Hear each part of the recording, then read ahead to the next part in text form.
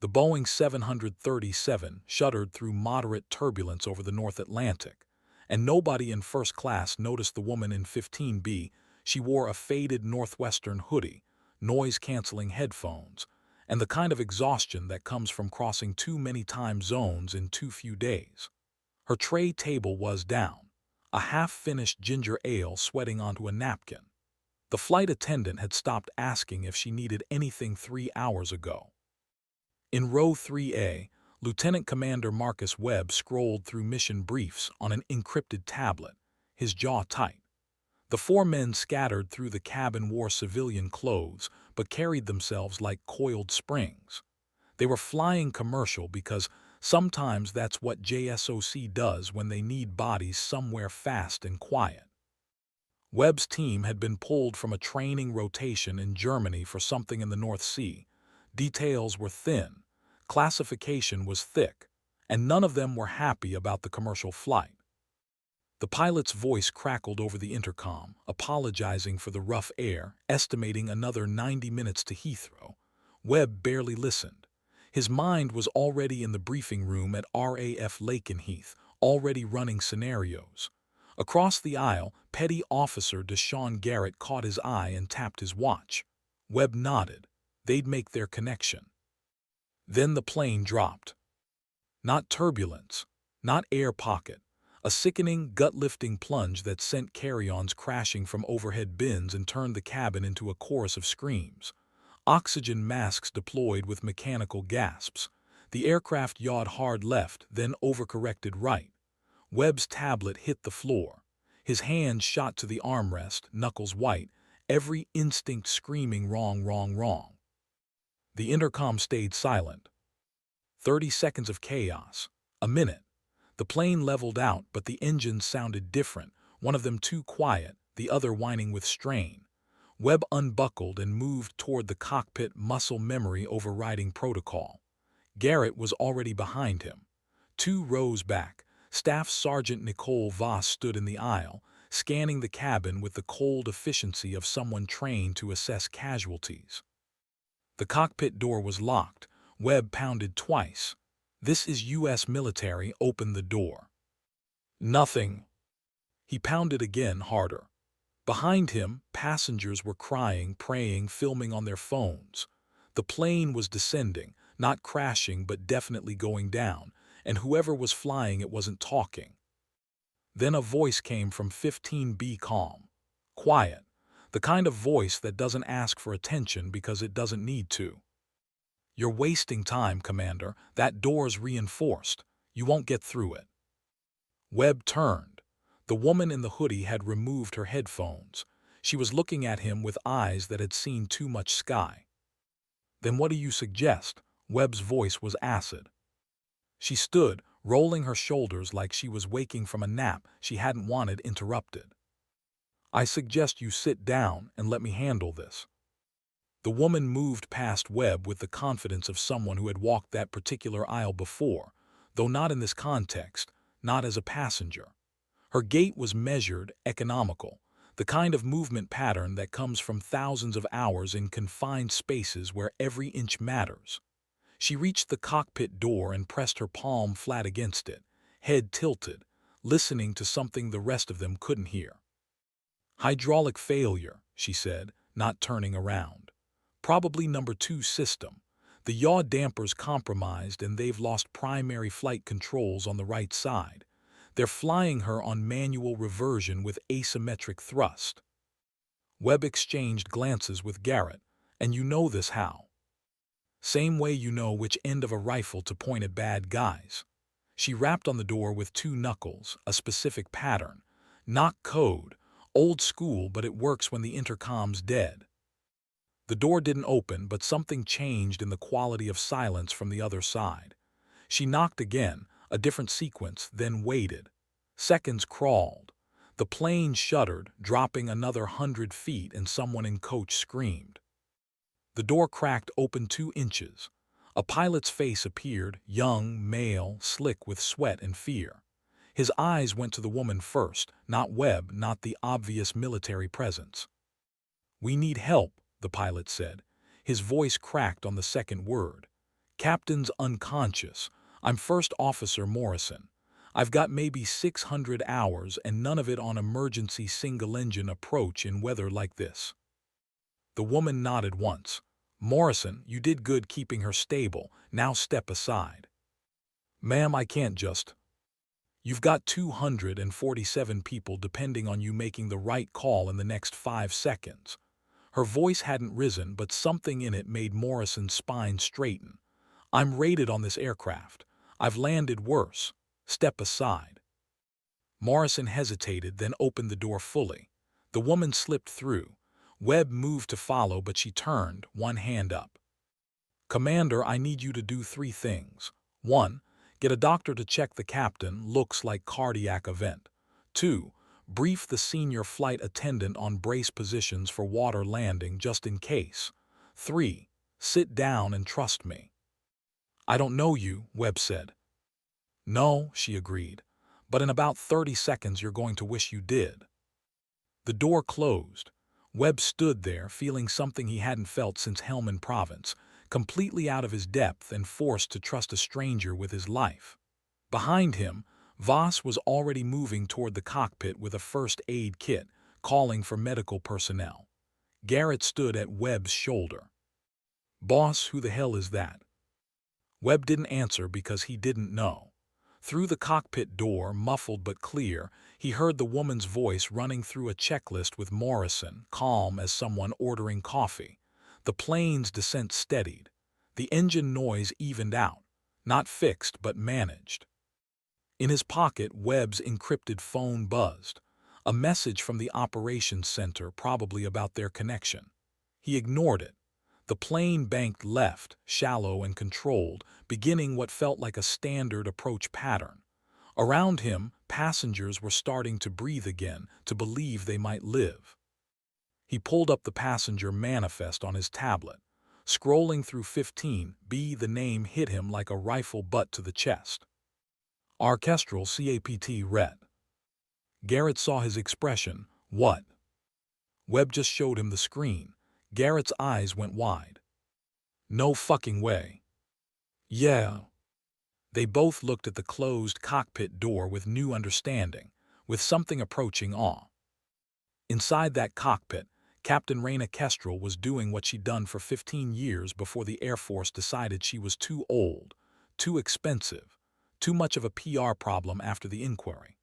Her hands moved across controls Morrison couldn't manage alone, compensating for the failed hydraulics with trim adjustments and throttle modulation.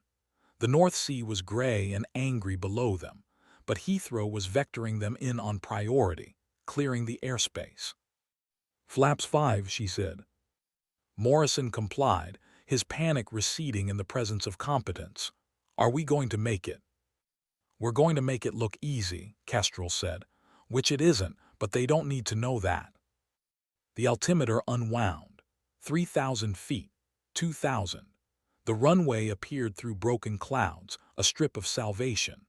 Kestrel flew the approach with the precision of someone who'd put fighters on carrier decks in combat, who'd landed damaged aircraft on improvised strips in countries whose names were still classified.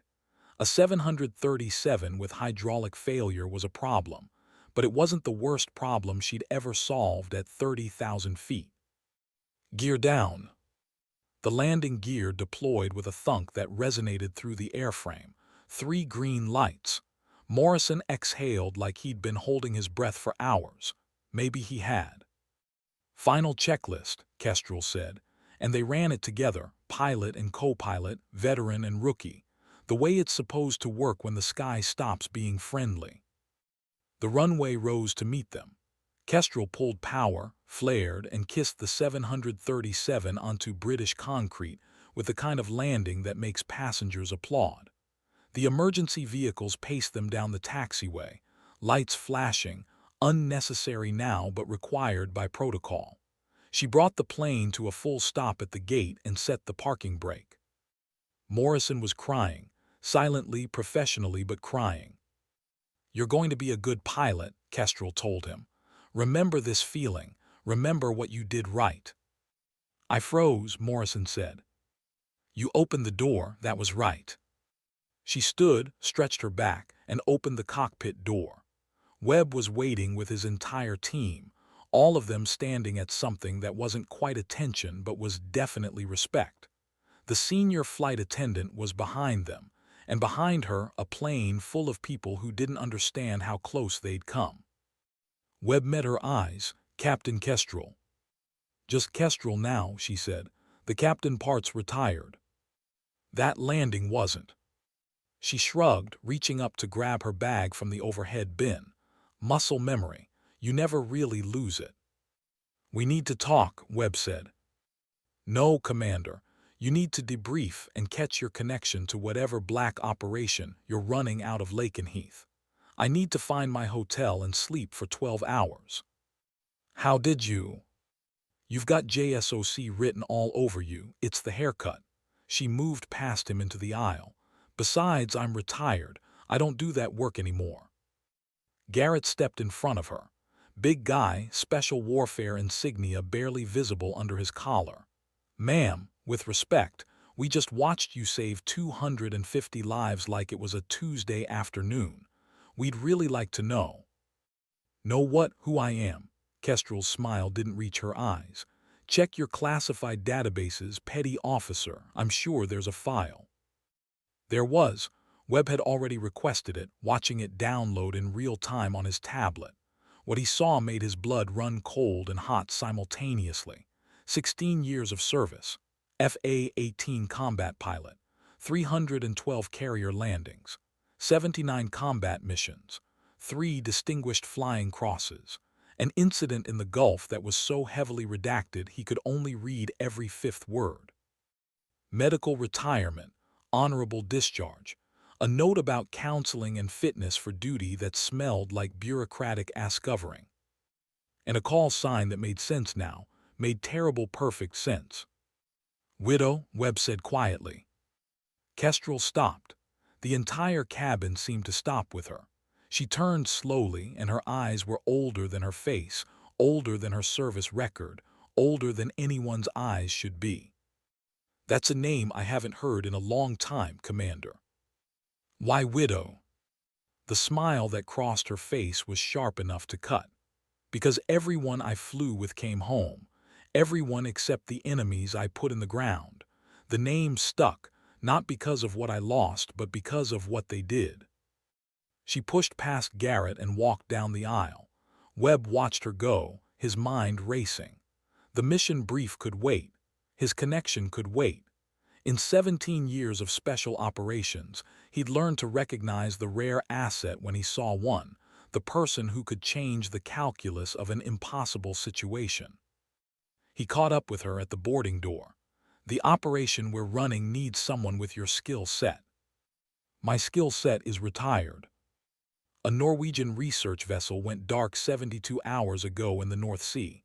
Last transmission mentioned unknown aircraft, hostile posture, then nothing. Kestrel paused.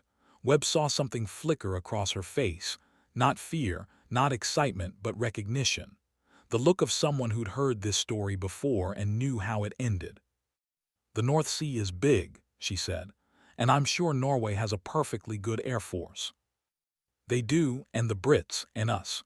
But the vessel was doing classified research on submarine detection arrays. The aircraft that buzzed them, we think they were Russian. New model, something we haven't seen before." "Still not my problem." The vessel's captain sent one more transmission before they disappeared. Voice only, 2 words, "Widow Protocol." That stopped her. Completely, totally stopped her. Her hand was on the door frame and it tightened until her knuckles went white. "That's not possible," she whispered. "That's what we said. Then we pulled the records. Found out there was a NATO exercise 9 years ago. You were flying CAP over a Norwegian research station. Something happened. Something that got classified so far above our pay grade we needed presidential authority just to confirm it existed." Kestrel turned. "Who sent you?" "Nobody sent us. We were already en route when this plane emergency happened. But now I'm thinking maybe it wasn't coincidence. Maybe someone knew you'd be on this flight. Maybe someone needed us to meet." That's paranoid thinking, Commander. That's Tuesday in my line of work. The ground crew was connecting the jet bridge.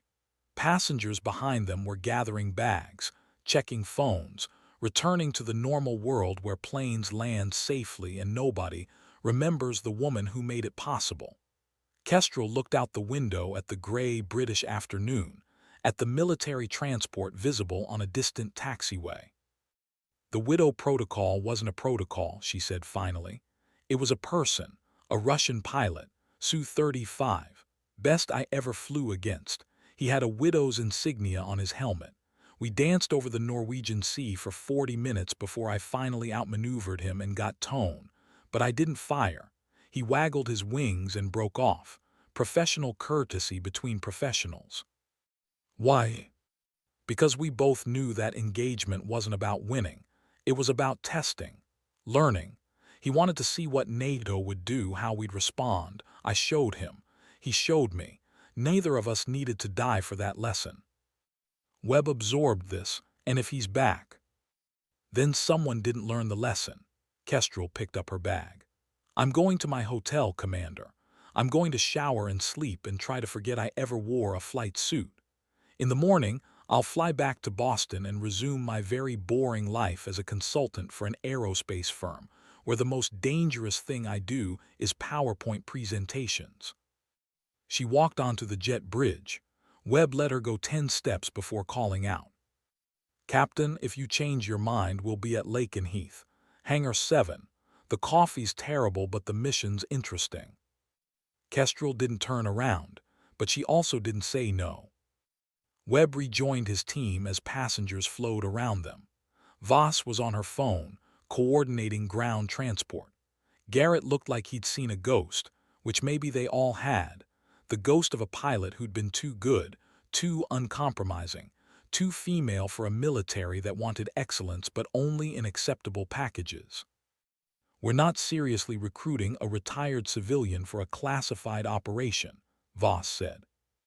We're not recruiting anyone, Webb replied. We're just making coffee available. The airport was the usual chaos of an international hub, announcements in 3 languages, the smell of overpriced coffee and jet fuel, the constant flow of humanity going somewhere else. Kestrel moved through it like water, her bag over one shoulder, her face carefully neutral. Nobody looked at her twice. Nobody saw the woman who just landed a crippled aircraft. That was fine. That was how she liked it now. She cleared customs, caught a cab, gave the driver an address in Camden. The hotel was boutique and anonymous, the kind of place business travelers use when the company's paying. Her room was on the 4th floor with a view of nothing interesting. She dropped her bag, peeled off the hoodie, and stood in front of the mirror. The woman looking back was 43 years old, fit but tired, with lines around her eyes that hadn't been there when she'd earned her wings. Short dark hair, no jewelry except a simple watch. She looked like 1,000 other middle-aged women navigating airports and hotel rooms. Nobody would guess she'd flown combat missions over Syria, that she'd put ordnance on target while taking fire, that she'd once done a carrier landing at night in a storm with battle damage and fumes for fuel. That person was gone, retired, medically discharged after the inquiry decided she'd shown poor judgment during the incident that nobody would discuss. The incident that had saved 12 lives but cost her everything she'd built. She ordered room service, pulled up Netflix on the TV, and tried to pretend she wasn't thinking about Norwegian research vessels and Russian pilots and protocols named after her call sign. She managed almost 30 minutes before she grabbed her phone and opened the browser. Norwegian research vessel missing North Sea. The search results were thin. A small article in a maritime industry publication, another in a Norwegian newspaper she had to translate. The vessel was named Njords I, 23 crew, conducting geological surveys according to the public statement, which meant doing something classified under shallow cover. Last contact 74 hours ago. Weather had been clear. No distress call. She dug deeper, using search terms and databases that her aerospace consulting firm gave her access to, that her security clearance, somehow never fully revoked, let her peek at. Found a Norwegian military helicopter search pattern. Found British P-8 Poseidons flying extended patrols. Found a gap in flight records that suggested American involvement. Found nothing about unknown aircraft, which meant whatever Webb had told her was real, was serious, and was probably worse than he'd let on. You don't classify aircraft encounters unless the aircraft are doing something you don't want discussed or are something you don't want identified. She'd flown against Russian fighters before, Su-27s, Su-30s, the occasional Su-35. Professional intercepts, international airspace, everybody following rules that kept the Cold War cold. But a research vessel going dark after an encounter, that wasn't professional, that was hostile. Her phone buzzed. Unknown number.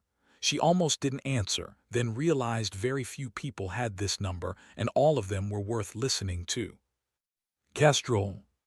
Captain, this is Vice Admiral Patricia Cortez, Naval Air Forces. Do you have a moment? Kestrel sat down slowly on the bed. She knew that name. Everyone in naval aviation knew that name.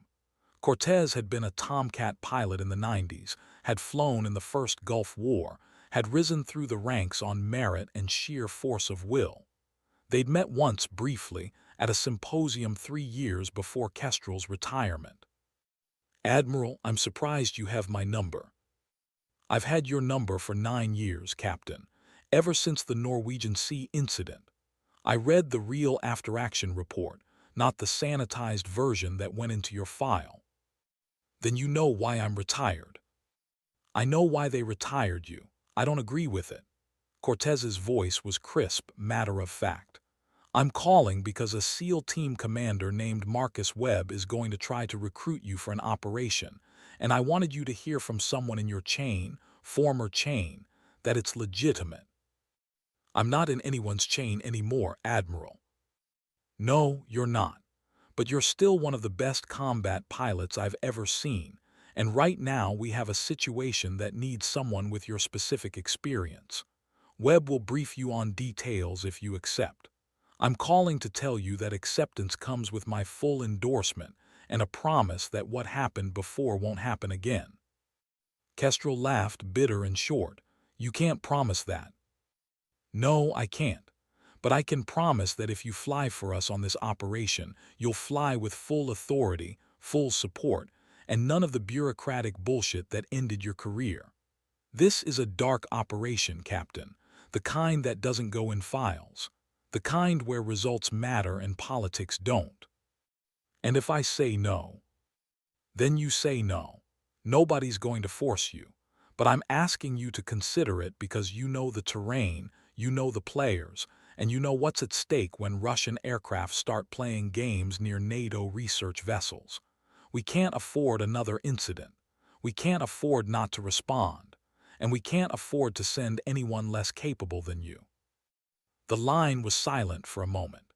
Kestrel looked out the window at London's evening settling in, at the ordinary world going about its ordinary business. Why me specifically? Because the Russian pilot who buzzed that vessel, we got one clear image from a Norwegian F-35 that happened to be in the area. The aircraft was an Su-57, 5th generation, stealth characteristics, and the helmet insignia.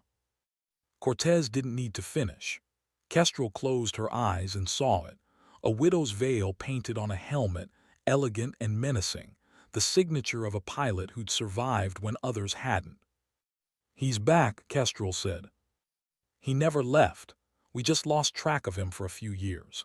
Now he's flying the most advanced fighter Russia's produced, and he's operating in NATO airspace with impunity. The Njord's eye was a message. We need to send one back. And you want me to deliver it. I want you to do what you do best, Captain. Fly, fight, and come home. The call ended. Kestrel sat in the darkening hotel room with her phone in her hand, and the weight of 9 years trying to settle back on her shoulders. She'd left that life deliberately, painfully, cutting ties with the community that had defined her because staying meant accepting judgment she didn't deserve. She'd built a new life, a quiet life, a life where nobody asked her to risk anything more valuable than her professional reputation. But some calls you can't ignore. Some missions find you whether you're looking or not. She ordered a second dinner, checked the flight schedules to Boston, and didn't book a ticket. Instead, she pulled up a map of RAF Lakenheath, noted the location of Hangar 7, and started doing math about cab fares and visitor protocols. The part of her brain that had run combat missions, that had calculated fuel and weapons loads and threat assessments at speed, was waking up despite her best efforts to keep it asleep. Outside, London glittered with 10 million lives that had no idea how close they'd come to disaster that afternoon, how one woman's skill had kept them from becoming statistics. That was fine. That was the job: succeed invisibly, fail publicly. She'd succeeded plenty and failed once, and the failure had ended her. Maybe it was time for one more success. At Lakenheath, Webb was drinking the terrible coffee he'd promised and briefing his team on what they knew, which wasn't much. The Njord's Eye had been deploying an advanced sonar array designed to detect the new Russian submarine class operating out of Murmansk. Sensitive work, but routine. Then a pair of aircraft had appeared, fast, low, no transponders. The Norwegian F-35 scrambled to intercept, had gotten a brief visual before the unknowns went supersonic and disappeared. Su-57, the Felon, Russia's answer to the F-22, less capable but still dangerous and flown by pilots good enough to operate in contested airspace without getting caught. The encounter should have been routine harassment, the kind of thing that happens a dozen times a month along NATO borders. But then the research vessel had gone silent, and satellite imagery showed scorch marks on the deck consistent with a directed energy weapon. Not missiles, not guns, something new. "They're testing," Voss said, studying the satellite photos on the briefing room screen. "Seeing what we'll do, how we'll respond." "Same as 9 years ago," Webb agreed. "Testing boundaries, but this time they've escalated. They've actually attacked a vessel in international waters. That's an act of war if we want to call it that." "But we won't," Garrett said, "because that's not how this game works. No, we'll respond quietly, send our own message, show them we can reach out and touch them anywhere, anytime." Webb pulled up another image, grainy, long-range, but clear enough, and Su-57 with a distinctive helmet insignia visible through the canopy. "This is who we're dealing with. NATO designates him Widow 6, real name unknown, service record classified. But he's been flying combat missions since Chechnya, has more air-to-air kills than anyone currently active in the Russian Air Force, and he's personally flown against American and NATO fighters 47 times without ever being seriously threatened." "Sounds like a problem," Voss said. "He is, but he's also our opening, because he follows rules, professional courtesy. The incident 9 years ago, he could have engaged Captain Kestrel when she was out of position. Didn't. She could have splashed him when she got tone. Didn't. They both walked away because they both understood the engagement was about capability, not kill counts." "And you think he'll honor that again?" "I think he'll respond to someone who speaks his language, someone he respects." The hangar door opened. A figure stood silhouetted against the night, backlit by runway lights. Small, compact, carrying herself with the easy confidence of someone who'd walked through that door 1,000 times before, just not recently. Webb stood. His team followed suit, ingrained respect overriding the fact that Kestrel wore civilian clothes and hadn't carried military rank in 9 years. "Captain," Webb said, "wasn't sure you'd come." Kestrel stepped into the light. She'd changed clothes, dark jeans, leather jacket, boots that had seen better days, but her eyes were different than they'd been on the plane. Sharper, focused, the eyes of someone who'd made a decision and wasn't looking back. "I'm not a captain anymore," she said. "I'm a civilian consultant with a specific skill set you happen to need. We'll draw up a contract, 48 hours, consultancy fee that reflects the risk, and a non-disclosure agreement that covers everyone in this room."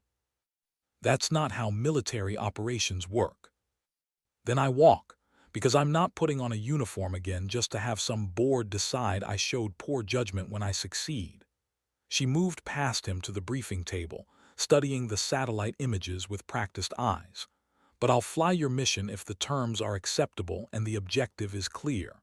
So brief me, Commander. Tell me what you want me to do that your own pilots can't. Webb glanced at his team. Garrett shrugged. This was unprecedented, but then again, so was the situation. Voss nodded slowly, understanding that sometimes the rules were less important than the result. We need to locate the Njord's Eye, Webb said. We believe it's adrift but intact somewhere in the North Sea.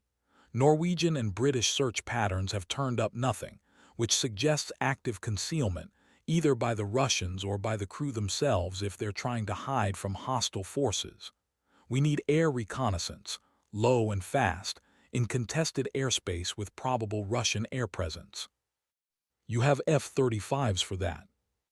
We do, but F-35s are detectable to a skilled pilot watching for them. And if we send our stealth fighters into what might be a trap, we're escalating. You said it yourself, this is a test. They want to see how we respond. So you send me, civilian contractor, deniable. Essentially. Kestrel studied the map, the search grid, the areas already cleared. Her mind was running calculations, fuel loads, search patterns, threat assessments. The North Sea in October was cold, gray, and unforgiving. Flying low over water in weather meant trusting instruments and instincts in equal measure. Adding Russian fighters to the equation meant the mission went from dangerous to potentially lethal. What am I flying? Webb smiled. That's the good part, come with me. They walked through the hangar to a curtained section at the back. Webb pulled the fabric aside, and Kestrel stopped. Really stopped, staring at the aircraft under the lights with an expression that might have been love or might have been hunger or might have been both. An FA-18F Super Hornet. Twin engines, twin seats, painted in low-visibility gray with no national markings. Clean lines, weapon stations empty, fuel tanks topped off. The kind of aircraft that could slip under radar, fly fast and low, and fight its way out if necessary. The kind of aircraft she'd spent 15 years mastering before the Air Force decided she was a liability. Where did you get this? Her voice was quiet. Borrowed from a Marine squadron that's currently deployed elsewhere. Officially, it's undergoing maintenance. Unofficially, it's yours for 48 hours, give or take. And the weapons systems. Fully functional.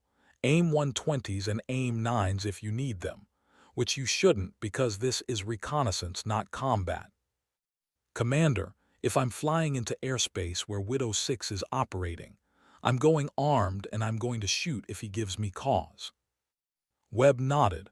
I wouldn't expect anything less, but the objective is information, not confrontation. The objective, Kestrel said, walking toward the Super Hornet with her hand outstretched like she was approaching a living thing, is always to come home. Everything else is secondary. She touched the fuselage, running fingers along rivets and panels, checking canopy seals and control surfaces with the unconscious thoroughness of a pilot who trusted nothing and verified everything. Webb watched her transform from the tired woman on the plane to something else entirely. A weapon being pulled from storage, checked for readiness, prepared for deployment. I'll need a WSO, she said, referring to the weapons systems officer who'd occupy the backseat. Someone good, someone who can handle sensors and threats while I fly. I volunteer, Garrett said immediately. Kestrel turned, evaluating him with cold professional assessment. You're special warfare, not a naval flight officer. You certified on backseater operations. I've done enough jumps out of enough aircraft to know the systems. That's not the same as operating them in combat. No, ma'am, but I'm a fast learner and I'm willing to trust you with my life, which seems like a good starting point. Something changed in Kestrel's expression, not softening exactly but acknowledgement. What's your name? Deshaun Garrett, Petty Officer First Class. Well, Deshawn, if you're serious about this, we've got about 6 hours to get you minimally qualified on FA-18 systems, threat detection, and emergency egress procedures. It's going to be a long night. I've had longer. Not like this, you haven't. The hangar became a classroom. Kestrel ran Garrett through systems with the patience of someone who taught before, who understood that lives depended on everyone knowing their job. Webb and Voss coordinated with flight operations, clearing airspace and establishing communication protocols. The mission would launch at dawn, catch the North Sea in first light, run a systematic search pattern through the areas most likely to conceal a drifting vessel. Simple on paper, complicated in execution, potentially lethal if Widow 6 decided to play rough. At 200 hours, Kestrel called a break. Garrett looked like he'd been drinking from a fire hose, but he'd absorbed the essential information and proved he could work the backseat systems competently if not expertly. Good enough. It would have to be. Get some sleep, she told him. We launch in 4 hours. I need you rested and sharp. What about you? I'll sleep on the plane. She turned to Webb. I need the contract finalized before I fly. Standard civilian contractor rates plus hazard pay plus a liability waiver that protects me from any legal consequences of following your orders during this mission. Already being drawn up, you'll have it within the hour. And the objective is clear. Find the vessel, report position, extract. No heroics, no extended engagement with hostile forces. That's correct. Then I'll take off at 600 hours, run search pattern alpha through Echo, and be back on the ground by 1,000 hours. If I'm not back by 1100, assume I'm down and initiate search and rescue. Understood. Kestrel walked to the Super Hornet one more time, running her hand along the wing. In the harsh hangar lights, she looked younger than she was, older than she should be, timeless in the way of warriors who have seen too much but remain committed to seeing more. Commander, one more thing. When I land that vessel's crew, when we extract those people if they're still alive, I want to guarantee that someone explains to them why I'm there, who I am, what I used to do, because they deserve to know that the person risking her life to find them isn't doing it for glory or redemption or anything except the simple fact that we don't leave people behind. Webb met her eyes. You have my word. Good, because 9 years ago, someone decided my judgment was poor because I chose to save lives instead of scoring political points. Someone decided I was expendable because I was inconvenient. I won't fly under those conditions again. I'll fly for the mission and for the people who need help, but I won't fly for bureaucrats who value image over results. This operation has no bureaucrats, Webb said. Just operators, you included. Kestrel nodded once and walked away to grab 3 hours of sleep in a ready-room chair. The way pilots do, never quite relaxed but never quite awake, existing in the space between where dreams and mission planning blur together. Webb watched her go, then turned to his team. I want continuous monitoring of Russian air traffic. Any hint of Su-57s in the region I need to know immediately. And get me the classified file on the Norwegian Sea incident. The real one, not the redacted version. What are you looking for? Voss asked. Context. Because something happened 9 years ago that scared both sides enough to classify it into oblivion. And I have a feeling we're about to find out what. The file arrived 90 minutes later, so heavily redacted it was almost useless. But Webb was good at reading between black lines, at finding the story hidden in what wasn't said. The incident had lasted 47 minutes. Kestrel had intercepted a Russian Su-35 operating near a Norwegian research station, different station, same general mission profile as the Njord's Eye. Standard intercept had turned into an extended engagement when the Su-35 refused to break off. Then things got complicated.